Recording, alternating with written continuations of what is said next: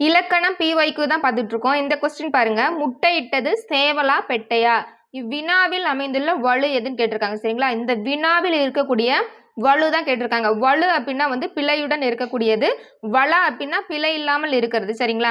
இங்க பாருங்க, பால்வரு பால்வரு நம்ம பார்த்தோம். அக்ரணியில பாத்தீங்க அப்படின்னா பலவின்பால் ஒன்றன்பால். சரிங்களா? பலவின்பால் ஒன்றன்பால் வந்து மாத்தி கொடுத்துருந்தாங்க அப்படின்னா அது வந்து பால்வலு.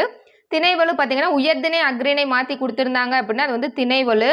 மரபு வலு பார்த்தீங்கன்னா இந்த இடத்துல வந்து கோழி கொக்கரிக்கும் சேவல் கூவும் அப்படின்னு சொல்லி நம்ம படிச்சிருப்போம்.